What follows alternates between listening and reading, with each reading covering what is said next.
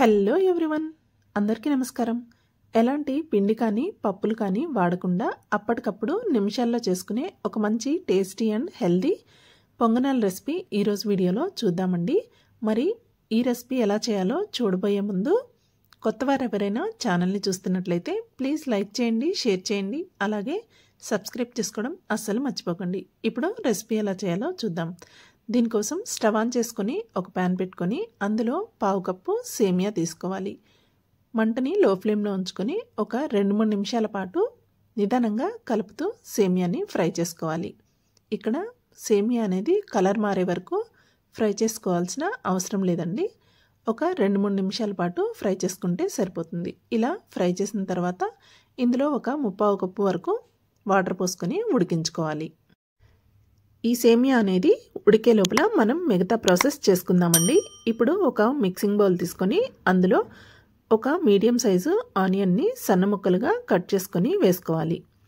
ఇందులోనే సన్నగా తరిగిన క్యాప్సికమ్, ఇంకా తురుముకున్న క్యారెట్, సన్నగా కట్ చేసుకున్న కరివేపాకు, కొత్తిమీర, అలాగే సన్న ముక్కలుగా కట్ చేసుకున్న పచ్చిమిర్చి, రుచికి సరిపడా ఉప్పు, 1 స్పూన్ కారం, పావు స్పూన్ పసుపు, 1 స్పూన్ జీలకర్ర ధనియాల పొడి వేసుకోవాలి. వీటన్నింటినీ బాగా కలిసేలాగా ఫోర్క్ కానీ స్పూన్ కానీ తీసుకొని బాగా కలుపుకోవాలి. ఇలా అన్నీ ఒకసారి బాగా మిక్స్ చేసుకున్న తర్వాత మనం సేమియా అనేది ఉడికిందేమో ఒకసారి చెక్ చేద్దాము. ఇందులో అయితే ఇంకొంచెం వాటర్ ఉన్నాయండి. ఈ కొంచెం వాటర్ కూడా ఎగిరిపోయే వరకు సేమియాని ఉడికించుకోవాలి. ఇలా పూర్తిగా వాటర్ అంతా ఎగిరిపోయే వరకు ఉడికించుకున్న తర్వాత కొంచెం చల్లారనిచ్చి ఈ సేమియాని మనం ముందుగా కలిపి ఉంచుకున్న వెజిటబుల్స్లోకి యాడ్ చేసుకోవాలి. ఇందులో ఇంకా టమాటా, బంగాళదుంప లాంటి ఇతర వెజిటబుల్స్ ఏవైనా తీసుకోవచ్చండి.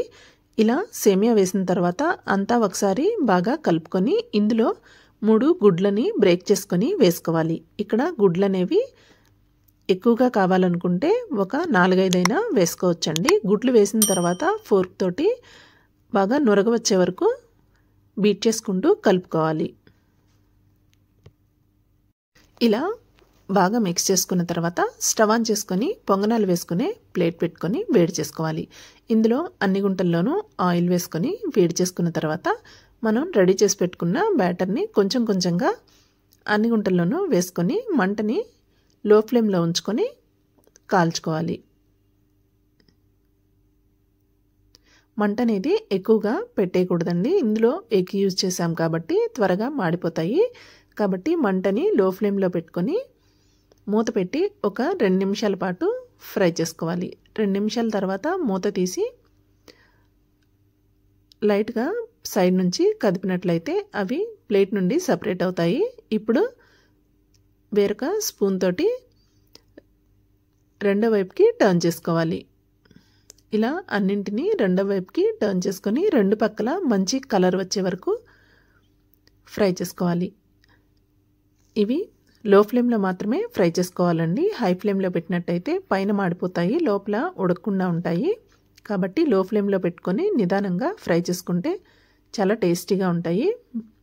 చాలా తక్కువ టైంలో కూడా చేసేసుకోవచ్చు. ఇవి మార్నింగ్ బ్రేక్ఫాస్ట్లో కానీ ఈవినింగ్ స్నాక్స్గా కానీ ఎలా అయినా చాలా బాగుంటాయి. పిల్లలకి బాక్స్లో పెట్టడానికి కూడా చాలా బాగుంటాయి. అంతే అండి, చాలా తక్కువ టైంలో ఈజీగా హెల్తీగా చేసుకునే పొంగనాలు అనేది రెడీ అయిపోయాయి.